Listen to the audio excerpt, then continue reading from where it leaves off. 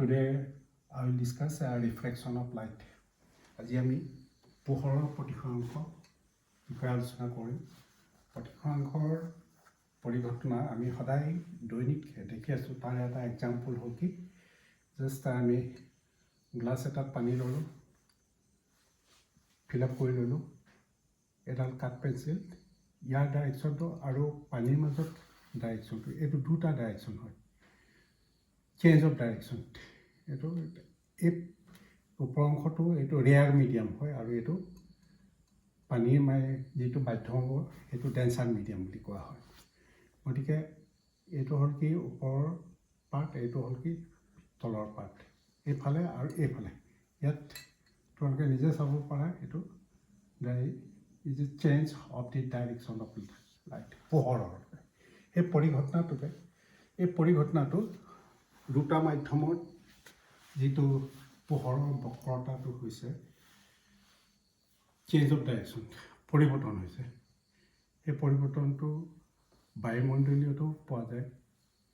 বায়ুমণ্ডলত ভেকুৱামৰ পৰা সূৰ্য পোহৰ যেতিয়া আহে, এটমস্ফিয়াৰ মাজেদি, বায়ুমণ্ডলৰ মাজেদি যেতিয়া পাৰ হৈ যায় পোহৰ, when light passes through the atmosphere, there will be change of the direction of the light.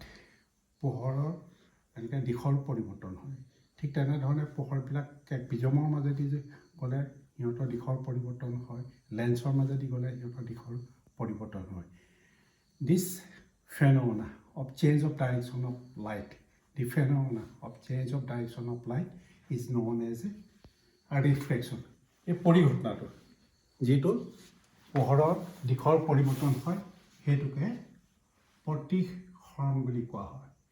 আমি চিত্ৰত এইটো এটা ডাঠ মাধ্যম, এইটো হ'ল কি গ্লাছৰ মাধ্যম, ট্ৰেন্সপাৰেণ্ট স্বচ্ছ গ্লাছৰ মাধ্যম আমি ইয়াত ধৰি লৈছোঁ।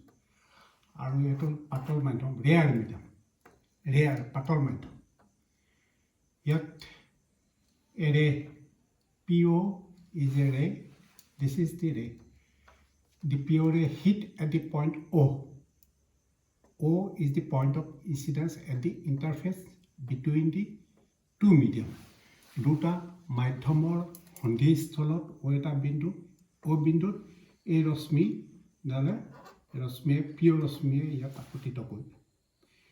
আপতিত কৰাৰ পিছত টু ফেন'মেনা মে হেপেন, দুটা পৰিঘটনা হ'ব। এইডাল হ'ল কি PO, it is known as the incident ray.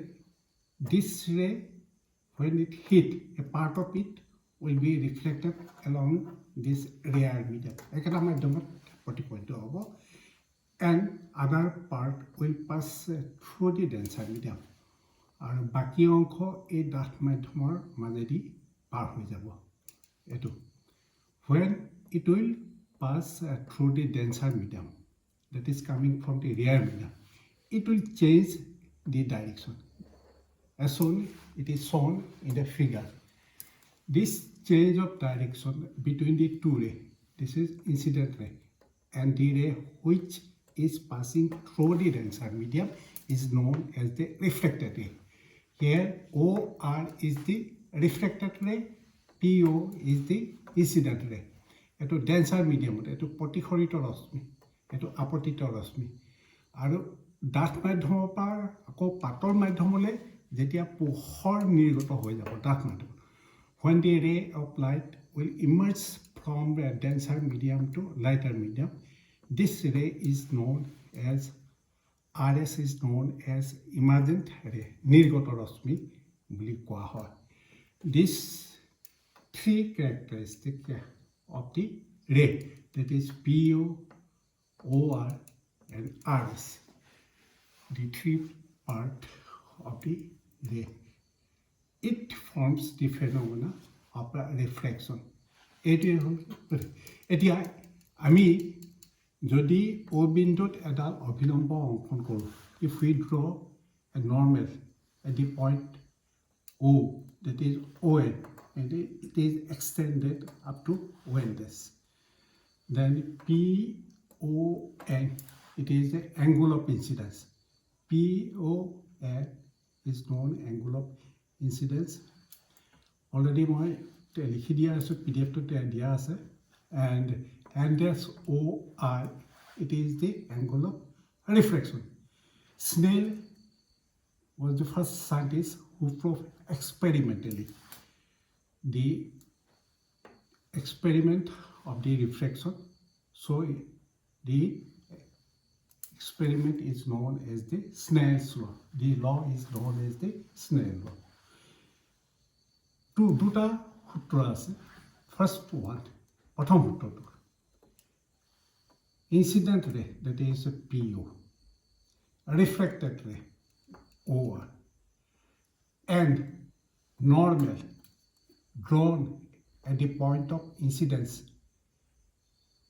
between the two surfaces lie on the same plane.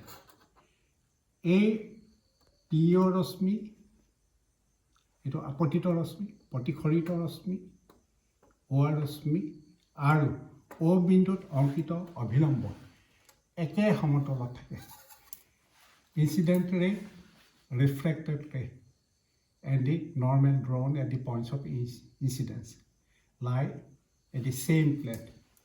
Itu number 1 actually.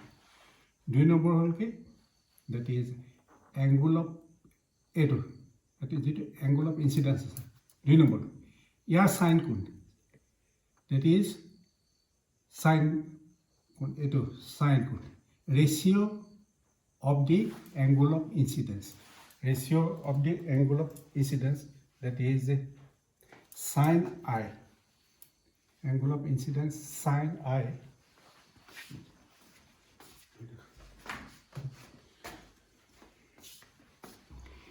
ratio of the angle, ratio of the sine of the angle of incidence. Sin I ratio of the sine of the angle of incidence to the angle of refraction sin R. Ratio of the sine of the angle of incidence to the angle of refraction, it is a constant. It is a ধ্ৰুৱক আপতন কোণৰ sign কোণ প্ৰতিখন কোণৰ sign কোণৰ অনুপাত এটা ধ্ৰুৱক আৰু এইটো সাধাৰণতে n2 1 হল কি ডাঠ মাধ্যমটোৱে এইটো বুজাইছে 1. This n2 1 is known as the refractive index. প্ৰতিসৰাংক বা প্ৰতিসৰণৰ সূচক বুলি কোৱা হয় refractive I for index n2 বুজাইছে this is refractive index of the second medium with respect to first medium. 2 refractive index of the second medium with respect to first medium. It is usually written as equal to like this one n2 by n1. Ratio of this sine of the angle I to the R is equal to constant. It will be n2 1. 2 to kiho karone loa hoise, that is the second medium, refractive index of the second medium with respect to the first medium, denser medium.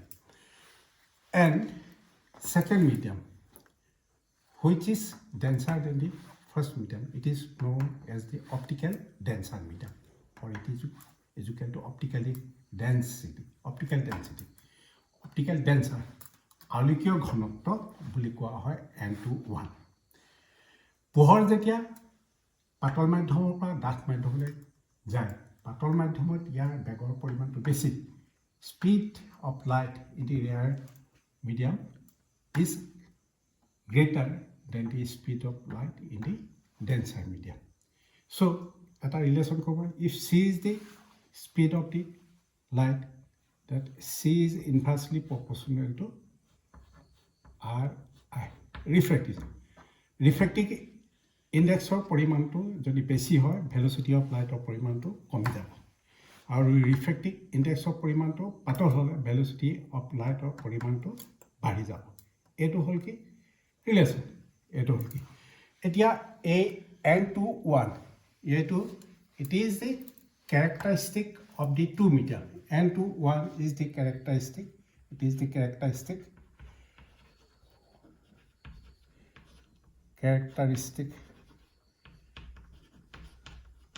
of two media. দুইটা মাধ্যমৰ এইটো এটা বৈশিষ্ট্য একানে বৈশিষ্ট্য বুলি কোৱা হৈছে এটো বৈশিষ্ট্য কাৰণ পোহৰ যদি পাতল মাধ্যমৰ পৰা ডাঠ মাধ্যমলৈ আহে তেতিয়া এই প্ৰতিফলিত ৰশ্মিটা এই অভিলম্ব আছে অভিলম্বৰ ফালে এইফালে বেণ্ড টুৱাৰ্ডছ দি নৰ্মেল এফালে ঘূৰি আহে যদি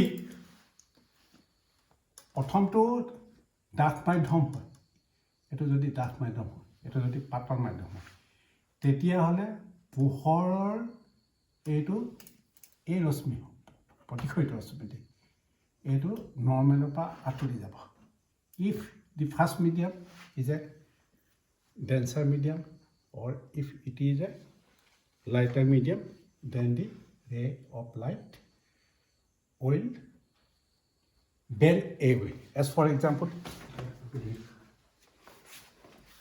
eto direction to ami jodi change kori do eto direction to another eto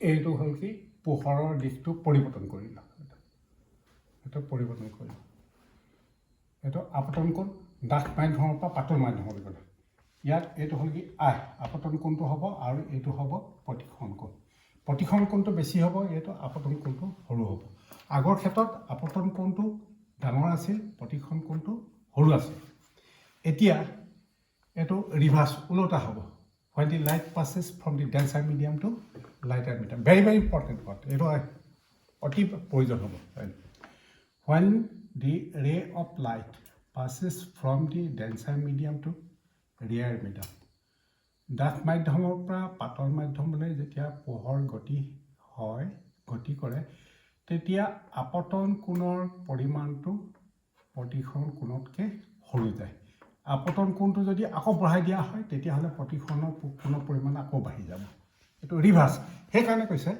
new two 1 is a characteristic of the two medium characteristic of the two medium যদি ডাঠ মাধ্যমৰ পৰা এটো প্ৰথম ইয়াৰ পৰা যদি ইয়ালে যায় তেতিয়া হলে এটা এনে ধৰণে লিখিব পৰা হ'ব প্ৰতিসৰণটো n1 এটো হল কি 2 is equal to n1 2 is equal to eto আহিব n1 eto first medium eto second medium eto হ'ব n2 n1 to n2 উলটা হৈ যাব আৰু এটো এনে ধৰণে লিখা হয় n2 1 is equal to n1 2 or n1 2 is equal to 1 by n2 1 eto relation eto hol ki এই যেটো n2 1 refractive index to আমি কৈছো হে refractive index to দুটা মাধ্যমৰ বৈশিষ্ট্যৰ ওপৰত ডিপেন্ড কৰে it depends upon characteristic of the two medium very very important and refractive index also depends upon the wavelength of the light তৰংগৰ দৈৰ্ঘ্যৰ ওপৰত তৰংগৰ দৈৰ্ঘ্য কেলে কৈছো মই আগতে কলো c is the velocity of light এটো হল কি এটো refractive index এটো n21 যদি হয় ডেন্সাৰ মিডিয়ামত ইয়াত যদি এটো লিখা হয় তেতিয়া পোহৰৰ স্পিডটো কমি যাব এটো n2 মিডিয়ামত এটো হ'ব n2 মিডিয়ামত এটো আৰু এটো যদি হয় পাতল মাধ্যমৰ এই পাতল মাধ্যমৰ পৰা এটো পাতল মাধ্যমত পোহৰৰ বেগটো বেছি হয় এটো পোহৰৰ বেগটো কমি যায় এটো হল কি ইয়াৰ ক্যাৰেক্টাৰিষ্টিক এতিয়া যেহেতু আমি কৈছো দুটা আমি ৰাখি পাইছিলো এটা হল কি অপটিক্যালি ডেন্সাৰ আলোকীয় ঘনত্ব মাধ্যমটো ভাল নকা আলোকীয় ঘনত্ব মাধ্যমটো এনে এটা মাধ্যম যাৰ মাজেদি পোহৰ গলে পোহৰৰ বেগৰ পৰিমাণটো কমি যায়, শ্ল'জ down. Optically denser medium is a medium. Right on. Optically denser medium is a medium where the speed of light slows down. কমি যায়, সিহঁতৰ বেগৰ পৰিমাণটো কমি যায়. ইয়াত আৰু এটা আছে, এইটো হ'ল কি অপটিকেলি ডেন্সাৰ, আৰু এইটো হ'ল কি মাছ ডেন্সিটি, ভৰ ঘনত্ব. মাছ ডেন্সিটি, ভৰ ঘনত্ব. কেতিয়াবা দেখা যায় মাছ ডেন্সিটি, ভৰ ঘনত্ব of a optically denser. Mass density of